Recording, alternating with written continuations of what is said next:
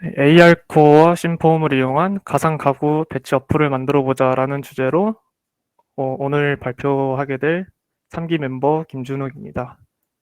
발표 시작하겠습니다. 네, 먼저 발표 순서는 AR이 무엇인지 간단하게 같이 이야기해보고 구글의 AR 역사와 그리고 AR 코어와 심폼이 무엇인지 또 AR 개발에 필요한 기본 용어를 간단하게 정리한 후에 가상 가구 배치 어플을 만들어 보면서 발표 마치도록 하겠습니다. 먼저 혹시 화면 넘어갔나요? 지금 있어요. 잠시만요. 넘어갔죠? 네, 넘어갔어요. 네. 그러면 먼저 AR이 무엇인가? AR은 Augmented Reality의 줄임말로 증강현실이라는 뜻입니다. 말 그대로 현실에서 뭔가 더 증강된 무언가를 보여주는 그런 기술을 뜻하는데 현실 세계의 정보와 가상의 정보를 합친 형태라고 생각하시면 될 것 같습니다. 흔히 AR이랑 같이 등장하는 VR과는 약간 다른데 VR은 100% 가상 데이터로만 이루어져 있다고 생각하시면 AR과 차이점을 느낄 수 있을 겁니다. 대중들에게 AR이 가장 처음 대중화된 게 언제라고 생각하시나요? 저는 바로 네, 바로 포켓몬고가 처음 나왔을 때 저는 AR이라는 단어를 처음 접했던 것 같은데요. 제가 진짜 진성 집돌인데 이 포켓몬 잡겠다고 한겨울에 맨손으로 나가가지고 배터리 닳을 때까지 잡다가 집에 들어오고 그랬던 기억이 있네요. 또 그 외에도 많이들 요즘에 많이 사용하는 스노우 어플이나 스노우 어플이나 또 최근에 코로나 때문에 인터넷 쇼핑이 더 활발해지면서 가상 액세서리 착용 어플이 많이 생겨났었습니다. 이런 어플들이 모두 AR 기술을 사용하고 있는데 생각보다 AR이 저희 삶의 많은 부분을 차지하고 있다고 생각이 들었습니다.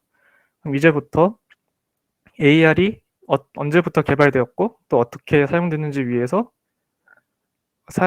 알아보기 위해서 구글의 AR 역사에 대해 간단하게 짚어보겠습니다. 구글에서 AR 기술이 처음 접목된 상품을 내놓았던 거는 바로 2012년에 내놓았던 구글 글래스라는 상품입니다. 2012년 구글 I/O에서 최초로 등장했을 때는 앞으로 스마트폰을 대체할 웨어러블 스마트 기기로 굉장히 큰 주목을 받았었는데 배터리 문제나 배터리 문제, 카메라 문제, 그리고 사생활 침해 이런 문제들이 계속 제기되면서 MIT 테크놀로지 리뷰라는 과학기술 전문지에서 21세기 최악의 발명품 중 하나다 이렇게 혹평을 하면서 평가를 하게 됐는데요. 결국에는 2015년에 판매 중단을 결정했었습니다. 이건 발표랑 상관없는 얘기인데 이번에 얼마 전에 진행한 2022 구글 I/O에서도 이 구글 글래스가 다시 등장했더라고요. 보니까 디자인도 지금 이 이상한 디자인이 아니라 진짜 일반 안경이랑 똑같이 생겼고 또 상대가 다른 나라 사람들끼리 서로 대화를 하는데 그 언어를 바로 자동으로 번역해서 자기 나라 말로 앞에 띄워주는 그런 상품이 이번 22 IO에서 발표가 됐었는데 이번에는 성공적인 작품으로 남았으면 좋겠습니다. 또 그 다음으로 발표됐던 게 바로 2014년에 발표된 프로젝트 탱고입니다. 탱고도 앞선 구글 글래스와 마찬가지로 금방 프로젝트가 중단됐어요. 4년 만에 중단됐는데 가장 큰 이유는 이 전용 하드웨어가 필요하다는 이유 때문이었습니다. 그래서 이 탱고 프로젝트 다음에 등장한 게 바로 AR 코어입니다. AR 코어는 앞서 발표한 탱고에서의 단점인 특정 하드웨어가 필요하다는 점을 보완해가지고 카메라가 부착된 스마트폰을 가지고 있으면 누구나 AR을 경험하고 또 개발할 수 있도록 해줬습니다. 그럼 AR 코어를 한마디로 정의하면은 AR 개발을 위한 SDK라고 설명할 수 있습니다. AR 코어는 안드로이드 외에도 유니티나 언리얼, 또 심지어는 iOS에서도 사용이 가능한데요. AR 코어에는 세 가지 주요 기능을 가지고 AR을 구현합니다. 첫 번째 주요 기능이 바로 모션 트래킹입니다. 모션 트래킹은 말 그대로 그 카메라의 움직임에 따라서 가상 물체의 위치와 방향을 계산하고 바꿔주는 역할을 수행하는데요. 이 특징 덕분에 사용자는 정확한 위치에서 가상 컨텐츠를 볼 수 있게 됩니다. 두 번째 특징이 환경 이해. 보통 AR 물체들은 모서리나 뾰족한 부분이 아니라 판판한 평면 위에 배치하게 되죠. 바로 이 AR 물체를 놓을 수 있는 수평면을 감지하는 기술이 환경 이해입니다. 나중에 살펴보겠지만 AR 코어에서는 일단 수평면이 감지되어야 그 위에 AR 물체를 놓을 수 있습니다. 또 마지막으로 조명 인식. 조명 인식은 카메라상에서 주변 조명을 인식해서 가상 물체의 영암이나 그림자를 표현해 주면서 가상 물체를 더욱더 사실적으로 구현할 수 있게 해주는 그런 역할을 합니다. 그럼 AR 코어가 뭔지, 또 주요 기능이 뭔지 함께 봤는데, AR 코어와 앞에서 함께 소개한 심폼은 무엇일까요? 심폼은 3D 렌더링을 도와주는 라이브러리입니다. 사실 AR 코어만 이용해서 AR 개발이 입문하는 것은 생각보다 쉽지 않습니다. AR의 필수적인 3D 모델을 하나하나 수작업으로 렌더링하게 되면은 뭐 내가 원하는 세부적인 설정까지는 컨트롤할 수 있겠지만, 저도 실제로 처음 AR 개발을 해보려고 AR 코어 공식 문서에 있는 예제 프로젝트 파일을 다운받아서 그대로 그 코드를 봤었는데 너무 어지럽더라고요. 실제로 그 동작하는 부분은 평면 위에 3D 객체 하나 생성한다. 이게 끝인데 봐야 될 코드가 정말 산더미처럼 많아가지고 조금 더 검색하다가 AR 입문을 편하게 도와주는 심폼이라는 라이브러리를 찾게 되었습니다. 심폼을 이용하면 뭐 오픈GL이나 기타 렌더링을 알아서 도와주다 보니까 내가 개발하려는 서비스에만 집중할 수 있어서 굉장히 많은 사람들이 심폼을 이용해서 AR 입문한다는 글을 봐가지고 저도 심폼을 이용해서 개발을 진행했었습니다. 뒤에 나올 예시 앱도 심폼을 적용해서 함께 보도록 하겠습니다.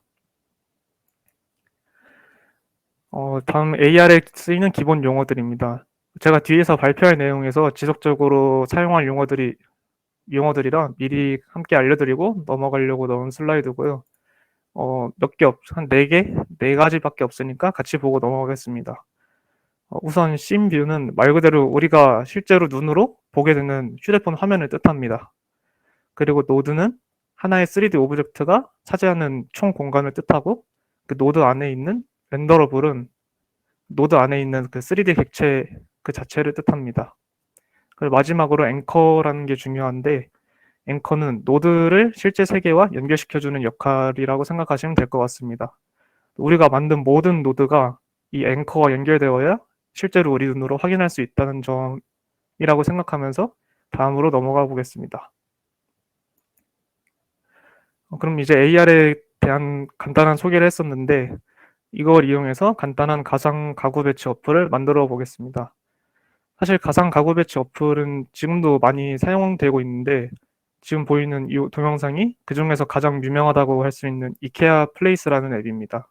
보시면은 사용법이 굉장히 쉬워요. 막 평면을 찾아서 가구를 선택하고 놓기만 하면 되는 이런 간단한 앱인데 저희도 이런 비슷한 기능을 하는 어플을 빠르게 만들어 보도록 하겠습니다. 먼저 매니페스트와 그래들의 AR 코어 사용을 위해서 간단한 설정을 해줍니다.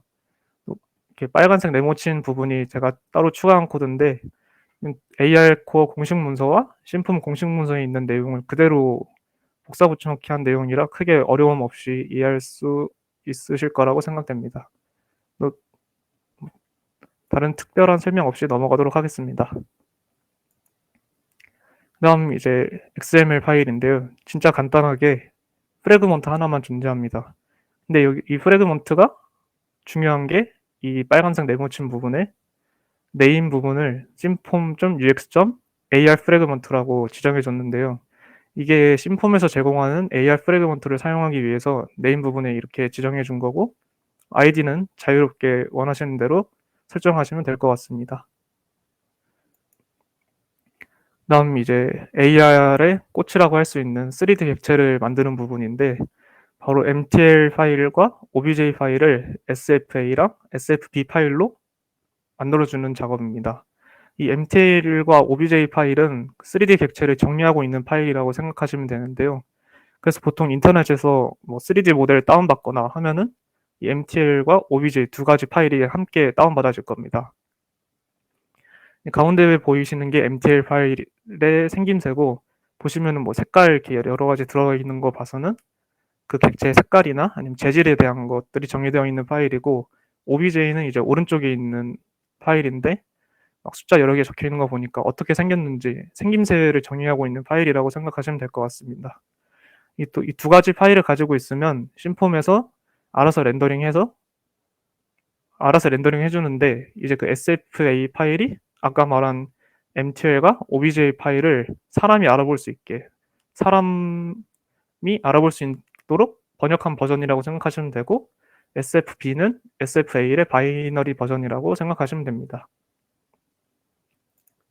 그럼 이제 SFA와 SFB를 어떻게 만드느냐 하면은 이 사진 순서대로 진행하시면 되는데요. 먼저 MTL 파일과 OBJ 파일을 프로젝트 폴더 안에 넣어주고, 그래드에 들어가셔서 2번 사진처럼 적어주시면 됩니다. 첫 번째 줄에는 OBJ 파일의 경로, 두 번째 줄에는 MTL 파일의 경로를 적는데, 보통 OBJ 파일이랑 같은 위치에 같은 이름으로 위치하게 돼서 디폴트라고 적어놓고, 세 번째 줄에 SFA 파일의 경로, 마지막 줄에 SFB 파일의 경로를 적어주신 다음에, 그 다음에 이제 빌드에 들어가서 리빌드 프로젝트를 눌러주면은 오른쪽에 4번 그림과 같이 SFA 파일과 SFB 파일이 성공적으로 만들어진 걸 볼 수 있습니다. 이제 3D 모델까지 만들어 놨으니 이제 보여주기만 하면 되겠죠. 여기 사진에 보이는 코드가 이제 3D AR 객체를 생성하는 코드인데, 생각보다 복잡하거나 뭐 엄청 길진 않습니다. 총 뭐 44줄인데 위에 있는 임포트하고 이런 거 빼면은 실질적으로 작성한 코드는 한 20줄 내외? 그 정도 되는 거라서 저희가 함께 같이 빠르게 보도록 하겠습니다. 일단은 먼저 우리가 아까 아이디로 프래그먼트라고 놨었던 프래그먼트를 AR 프래그먼트로 초기화 시켜주고, 그 다음에 setOn 탭 AR 리스너를 달아주면 끝입니다. 이 리스너에서 저희가 쓸 거는 hit result 이거 하나만 쓸 건데, 이게 이제 사용자가 터치한 부분에 대한 정보가 담기는 곳이 이 hit result입니다. 사용자가 터치한 부분에 create anchor를 호출해서 앵커를 만들어주고, 그 부분에 아까 우리가 만든 피아노 모델을 추가해주기 위해서 load model and add to scene이라는 함수에 이 두 가지 앵커와 피아노를 넣어줬습니다. load model and add to scene이라는 함수에서 이름 그대로 모델을 불러오고 화면에 추가하는 작업을 하는데, 먼저 위에 있는 함수에서 모델 렌더러블 builder를 한 다음에 안에 소스를 뭘 넣을 거냐 해서 뭐 피아노, 우리 아까 피아노 했던 거를 넣고 빌드만 해주면은 그대로 AR 모델 세팅이 끝나는 겁니다. 그래서 이 모델 세팅한 걸 가지고 화면에 추가할 때 add node to scene이라는 함수를 호출해서 함수를 호출합니다. add node to scene 함수는 인자로 받은 모델 렌더러블을 화면에 보여주기 위한 함수인데, 보시면은 앵커를 AR 씬 뷰와 부모 자식 관계를 맺어주면서 이어주고, 또 그 밑에서 우리가 아까 빌드한 모델 렌더블을 가지는 노드를 만들어주고, 이 노드와 앵커 노드를 이어줍니다. 결론적으로 얘기하면은 노드와 앵커 노드 그리고 씬 뷰가 순서대로 이렇게 이어지게 되는 코드입니다. 이런 간단한 코드로 만든 어플이 어떻게 동작하는지 보여드리기 위해서 시연 영상을 보여드리도록 하겠습니다. 네, 이게 막 평면을 찾으라고 왔다 갔다 하면서 평면을 감지하게 되는데, 이렇게 흰 점점점 나와 있는 게 다 평면으로 감지된 모습이고, 그곳에 이제 내가 원하는 곳 클릭하면은 우리가 아까 모델링했던 피아노가 제대로 나타나는 걸 볼 수 있습니다. 이렇게 시연 영상 확인하면서 AR 코어를 이용한 가상 가구 배치 어플 만들기 발표를 마치도록 하겠습니다. 들어주셔서 감사합니다.